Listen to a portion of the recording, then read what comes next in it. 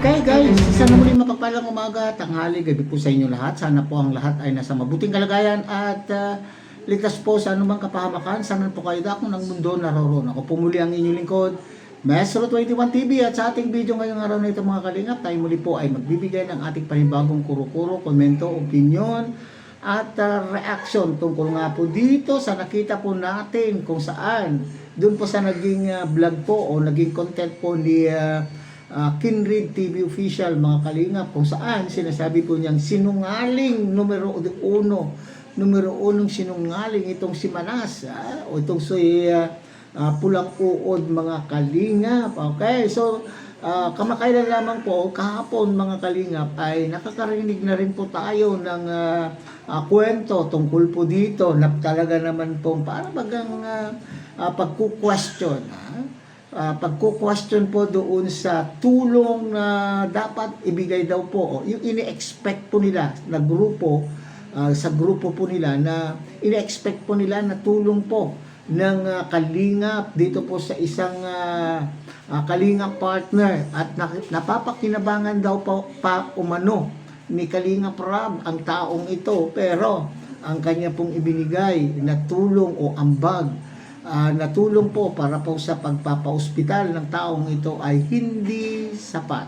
Okay? Yan po yung kanila pong pinapakalat at sinasabi po nila at sinasabi po ng kanila pong grupo ay sila daw po ay nag-ambagan, ay sila daw pa po ay nangutang para sila daw po ay makapagbigay ng kanila pong tulong dahil sila po ay mga kaibigan. Itinuturing po nilang kaibigan po itong si Pure Health. So yan po yung ating paksa ngayong araw na ito mga kalingap. Pero bago po ang lahat ay suportahan po natin Kuya Bas Santos Matubang, Ate Edna Vlog, Kalingap Rab, at kung bagong silip lang po kayo, bagong dating lang po kayo sa ating munting channel, sana po ay inyo rin pong takilikin sa pamamagitan po ng pagbibigay niyo po ng like, share, and subscribe, at tuloy pindutin na rin po ang notification bell, at sa ganon tayo pa rin po ay magkita-kita at magsama-sama sa susunod pa pong mga reaction videos na ating gagawin. Likewise, Miguel shout out sa ating mga kasamaan po dyan sa Karepa, Kalingap, Reactor Partners, sa pamumuno po yan siyempre ng ating Presidente Javier De Leon aka Virador. Ganon din po mga kalingap ang ating mga kalingap partners, kalingap charity vloggers, lalo na po yung mga nariyan po sa iba't ibang kalingap lalipat na meron po tayo sa ating bansa. So mga kalingap, sabay-sabay po natin panuurin o pakinggan at i-analyze po natin ang ating naturang pahayag po ni Manas o ni pulang uod tungkol nga po dito sa sinasabi po nilang ambag po nila sa pagpapalabas po ni Pure Health sa ospital, at yung kanya pong komento mismo mga kalingap doon sa naging ambag din po o naging tulong din po ni Kalingap Rab, at parang sinasabing hindi sapat. Okay? So at kasama na rin po dyan mga kalingap yung opinion din po na binitawan po ni Kindred TV dito po sa naturang usapin. Okay? So panoorin po natin mga kalingap. Ulitin natin. Ating ulitin ang kasinungalingan at fake news na Manas.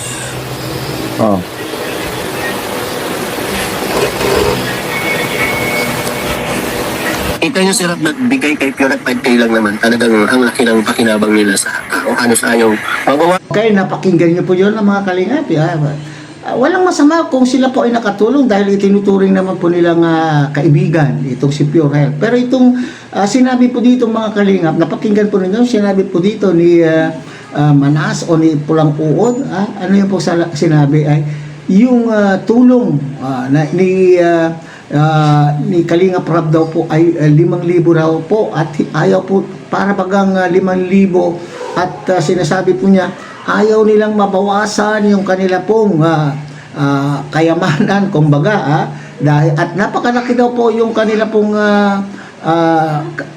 naibibigay o napakalaki daw po ang nagagawa ni Pure Health po sa Kalingap, at lalo na po kay Kalingap Rab. So parang ganun po yung pagkakaintindi ko dito mga kalingap sa kanya pong sinabi. Okay, pakinggan nga natin ang buo. At fake news na Manas.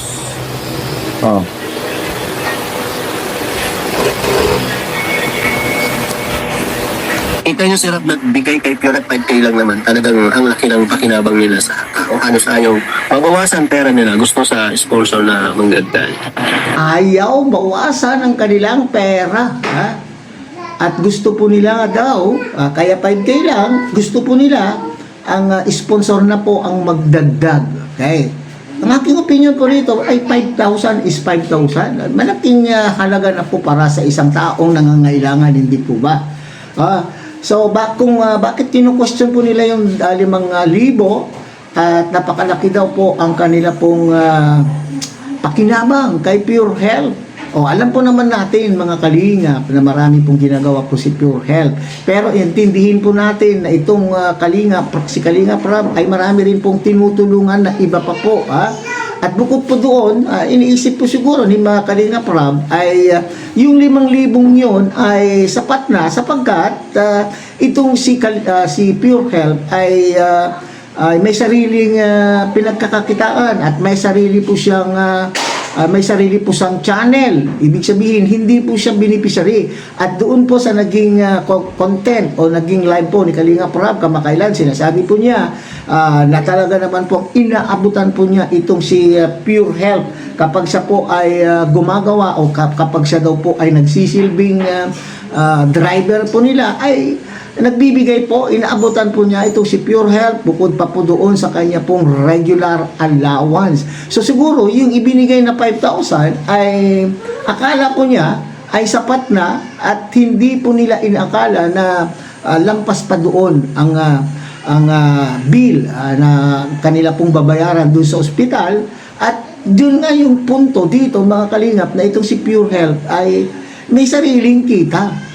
Alam po naman ninyo, napakalaki yung bahay, nakapagpagawa ng bahay, may sariling channel, at may sarili ring sponsor. Okay? At saka doon sa punto na maaring ang nasa isip po ni Kalingap Rab ay yung pagkakasakit o yung bill doon sa ospital ay hindi ganoon kalaki. Kaya po 5,000 lang po yung kanya pong ibinigay. Pero itong yung pinupunto naman po dito ni Manas mga Kalingap ay yung pagsasabi po niya na 5K lang ang ibinigay. Ni halos ayaw po nilang mabawasan yung kanila pong pera at napapakinabangan yung tao. Yan na nga pong sinasabi ko. Kung talagang gusto po nilang tumulong, tumulong na lamang po. Hindi na kinakailangan magpabida-bida. Hindi na kinakailangan silipin pa kung ano magkano ang ibinigay ng kanila pong kapwa. Okay? Dito ay parang naninilip na para bagang gusto po nilang pantayan yung kanila pong yung binigay po dito ni Kalingap Rab. Meron na guys, nagmutog pa kami ng 10,000 para maglabas lang yun. Pag-hati-hatihan pa namin yung inutag namin ng 10,000 para Okay, malinaw po yan. Sinasabi po niya, paghati-hatian daw po nila yung 10,000 para mailabas po. Mailabas daw po itong si Pure Health. Okay. Diba? Para makalabas lang kasi nanong tumataas yung bill eh. Tama. Kaya mahirap din. Pag wala ka talagang pera, mas magkaroon ka lang sa... Yung wala din. Kaya gano'n na lang, tulong-tulong kami dito. Okay, tama. Tulong-tulong. Okay. So, sila daw po ay yung kulang daw po ay sila na daw po ang bahalang magpuno. Okay, tama. Very good. Okay. Magandang layunin po yan. Pero, yung magsasalita ka pa na yung para bagang gusto mong sirain, paninira na po ito mga kalingap. Okay. Sabi ko nga kanina, kung tutulong ka, tutulong ka. Hindi na yung sisilipin mo kung magkano yung hindi, wag mo nang questioning, na napakikinabangan itong tao ito, ina-expect mo na sila daw po ay magbibigay ng napakalaki para wala nang bayaran. Kasi yung sinabi ko nga may sarili naman pong pinagkakakitaan siguro. Kaya yun po ang nasa isip po ni Kalingap Rab. Kita nyo sarap bigay. Tulong-tulong sila at nangungutang daw sila para mabuo yung 10,000 para makalabas Pure Health. Correct. Yun ang sabi ni Manas. Tama lang naman din na na sila ay magtulong-tulong kung kaibigan po nila, tinuturing nilang kaibigan at nang sa ganun ay hindi lumobo ang bayarin. Yung tumboy ng Team Guapa. Tumboy. Ha? Narinig nyo? Doon ako Ano sabi ni Sikmaya? Doon ako natawa mga kaligat. Doon sa tumboy daw po ang dami naman pa nga ang dami naman pong taguri po kay Manas. May pulang uod, Manas. O ngayon, tumboy daw po ng Team Guapa. Ikaw talaga kindred. Ano ang sabi ni Sikmaya? Pakinggan nga na natin mga Pakinggan kaligat. natin. Yung sinasabi po ni Sheikh Maya. Alam na lang kami sa Maynila kasi ang hirap po eh. Tapos, thank you po sa para po makalabas kami kasi ang pera po na ay kulang po, no? 10K. Kulang po kasi ng 10K. Ang nangyari po, Manas! Pakinggan mo to, Manas, ha?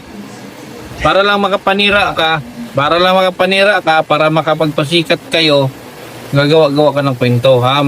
Okay, yun po yung totoo po dyan. Ha? Gustong magpasikat. Yan. Okay, dahil alam po naman natin, may sama sila ng loob sa kalingap, ay gumagawa-gawa po sila ng kwento, gumagawa-gawa sila ng issue upang sa ganun ay masiraan po ang kalingap. Okay. So kung yung sa paggawa ng issue, maganda naman daw po yung paggawa ng issue para sila daw po ay mayroong content. Nako po. Tataghitahi ka ng kwento para lang mayroon kang masira. nag-utang po kami ng 10K pero babayaran po kami. Okay, so malinaw po yun ha. Itong si Sekmaya, itong asawa ni Pure Health po, ang nangutang po ng 10K. Pero doon sa sinasabi po ni Manas o ni Pulang Uod, sila daw po ay nangutang ng 10K at hati-hati na daw po sila. So ibig sabihin, isinasali po niya rito yung kanya pong sarili. Pero dito naman po sa naging pahayag po ni Sekmaya ay si Sekmaya mismo ang nangutang. Hindi naman po big deal yun kasi kung kami naman po ang utang, marunong naman po kami magbayad. Hindi po siya ang nangutang. Yan, hindi po siya ang nangutang. Si Sekmaya daw po ang nangutang. Pero sa kanyang pahayag, sinali po niya yung kanya pong sarili. Oo, ang nangutang. So bilang nandun po sila, gusto nilang makatulong, sabi nila, paghahati-hatian na lang natin mabayaran yung 10K. Hindi po si Red Sea ang nangutang ng 10K. Ako yun. Oh, ang kapal ng mukha mo. Ha? Ang kapal ng mukha mo, Manas. Talagang Manas yung mukha mo sa kakapalan. Ha? Napaka-credit grabber mo. Credit grabber ka. Gagawa ka ng kwento. What?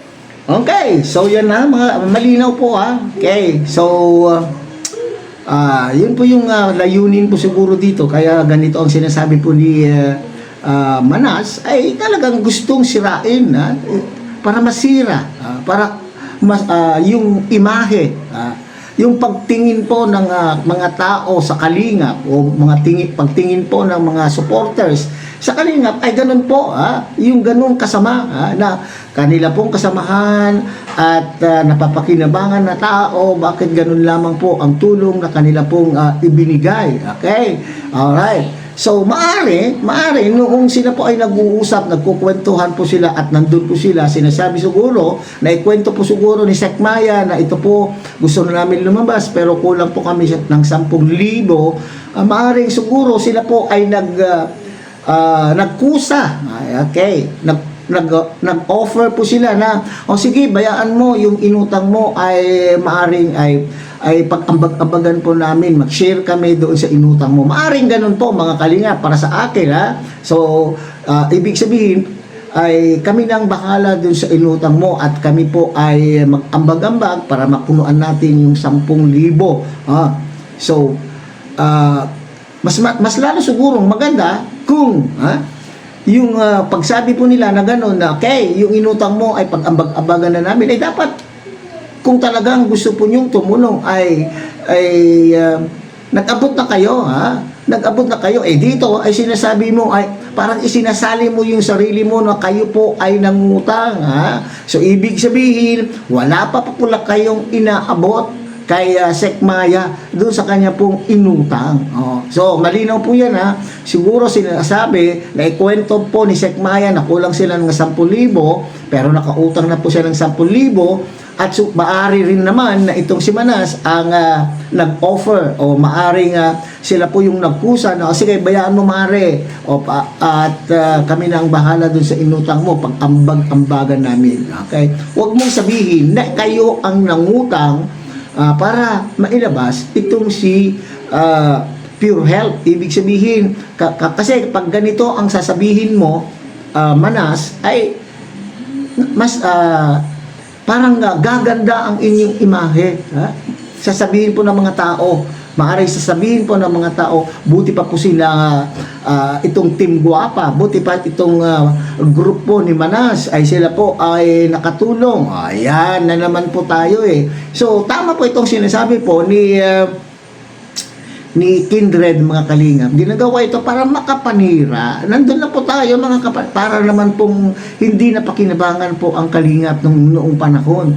Para naman pong walang nagawa po ang kalingap po sa kanilang buhay, itong mga taong na ito. Kasi ngayon ay talagang gusto po nilang sirain sa pagtatagni-tagni o sa paggawa-gawa po ng kwento ayon po sa sinasabi po ni Kindred. So sana malinaw po yan mga kalingap, okay? So hanggang dito na lamang po tayo. Muli tangkilikin po natin ko Ibal Santos Matubang, Ate Edna Vlog, Kalingap Rap, at syempre sana po nyo rin po tangkilikin ang munting channel na ito sa pamamagitan po ng pagbibigay nyo po ng like, share, and subscribe, at tuloy pindutin na rin po ang notification bell at nang sa ganun tayo pa rin po ay magkita-kita at magsama-sama sa susunod pa po mga reaction videos na ating gagawin. Muli, isang mapagpalang umaga, tanghali, gabi po sa inyo lahat. Mabuhay po kayo at God bless everyone.